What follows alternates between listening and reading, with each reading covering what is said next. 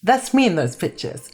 I'm Diane Grant, otherwise known as Diggy of Diggy's Diaspora. In the genealogy field, I would be classed as an unknown quantity. I'm not part of the next gen. I'm not 100% British. I'm not even that geographically aware outside of London. Yet, I'm a Londoner. Islington is where my heart lies. I'm not that into football, but when I'm asked, it's Arsenal all the way. By now, you're probably wondering what the title of my presentation means, so let me take you back a little to 1974. We moved into a house on Richmond Avenue in Barnsbury, Islington. Our house could be classed, as Madness says, to be in the middle of our street. It was also technically at one of the entry points to Richmond Crescent. While playing in the Crescent, we would interact with our neighbours, such as Mike, who worked at Sobel Centre and was the owner of Bruce, the dog, who used to terrify us by breaking through their living room window, or Angelo, who owned the garage, or Meg and Les Cooper, who are our direct neighbours on the Crescent. They lived at number 1, on the other side of the door. This house has become famous as this is where Tony Blair was living when he became Prime Minister. But I'm not political, and the house has a bigger significance than that. In our garden, there was a small staircase which was attached to the party wall of number 1, and in that wall was a door.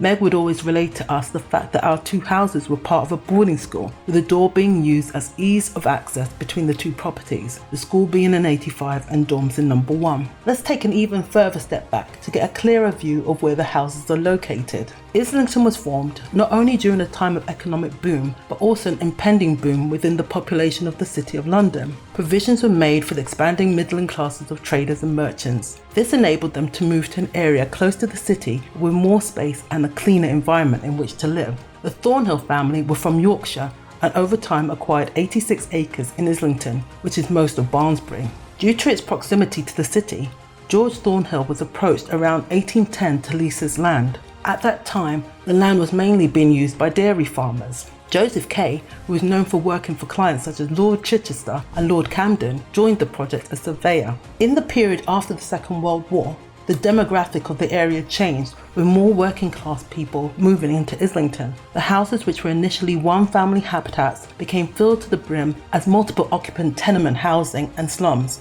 Charles Booth organised a survey of London that took place during 1898-9, which depicted the poverty in London.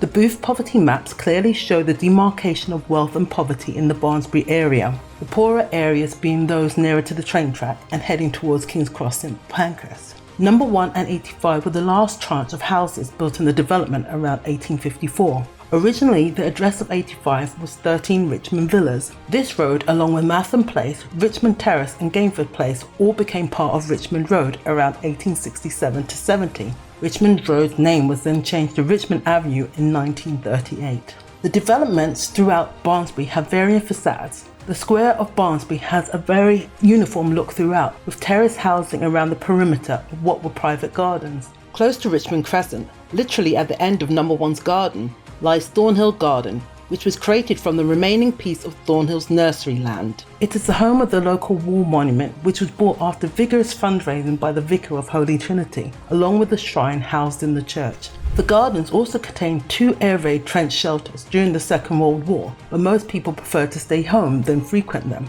With hindsight, this may not have been a good idea due to the fact that Barnard Park, also known as Barnsbury Park, was created due to the extensive bomb damage caused to Gainford Street, which is directly opposite 85, Sheen Grove and Boxwood Grove. Now, I won't go into the story of the frozen head found in the men's toilet in this park, but if you get a chance, do a search on it. As young as I was when this happened, I can clearly recall being terrified for a moment. This, however, did not stop my siblings and I from using the park. Richmond Road, which leads to Richmond Crescent, has a multitude of stars, with the most photographed being numbers 46 to 72, which were built by William Dennis. I have the distinctive figures of sphinxes and obelisks stationed at the doorway of these properties. Number 1 does not have such dramatic features, but 85 has quite a striking doorway, which was depicted in a book called Period Details. In 1964, the term gentrification was coined by Ruth Glass to describe the process by which the middle class was swooping into inner city London areas and upgrading the property there. Barnsbury has become renowned for its spiralling house prices and for the driving out of council tenants and the working class.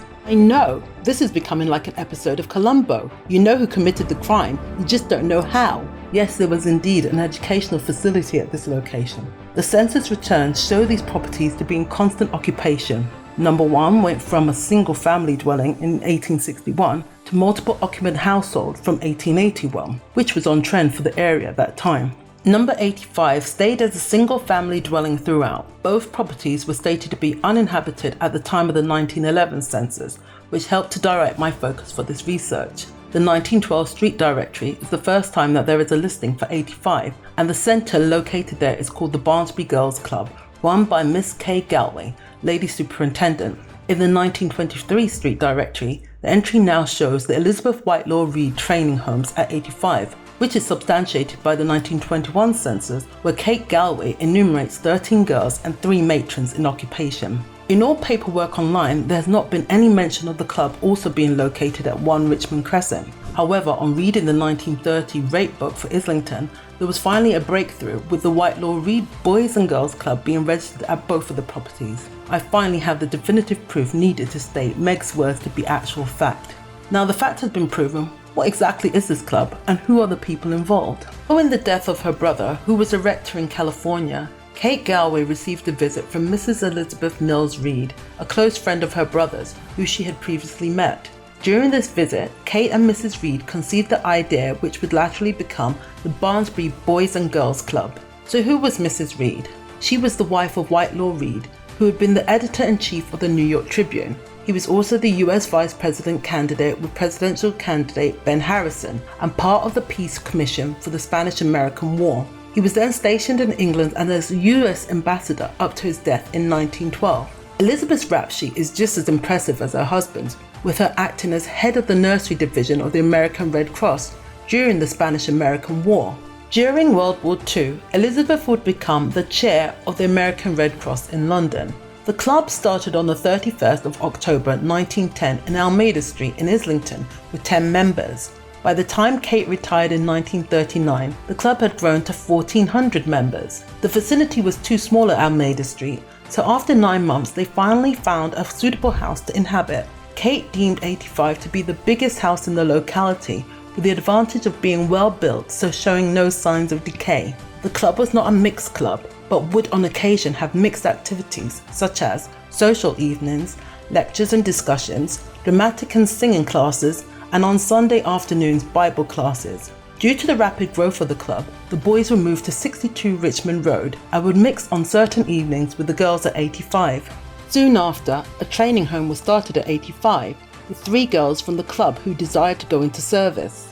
The club then moved to Cloudesley Street in the old school building, which belonged to Holy Trinity Church, so as to be able to facilitate the home at 85. A day in the life at the training home started at 6 o'clock with clearing the rooms needed and breakfast prepared for 8 o'clock. 10 minutes was then spent in the garden, followed by prayers. House and kitchen work was done till dinner time, then 10 more minutes in the garden. The girls would work in the house doing odds and ends such as washing up and cleaning after the morning's cooking. They then attended the sewing room to help make their outfits, along with household and personal mending. By 5 p.m, recreation time begins. 5:30 is tea, and afterwards, in the winter, they spend time in the sewing room, or in the summer, they use the garden. 8 p.m. is bedtime. Matron Williams stated that this training home was unlike any other in England. This was due to the kindness and generosity of Mrs. Reid. 227 girls passed through the home up until 1931, when the training home closed due to financial constraints after Mrs. Reid died. Even though Mrs. Reid left an endowment for the centre, and her daughter, Lady Jean Templeton Ward, wife of the Honourable John H. Ward, who, as a side note, was Royal Equerry to 4 Kings of England, would be carrying on in her stead, they had to decide to scale back and close the training home.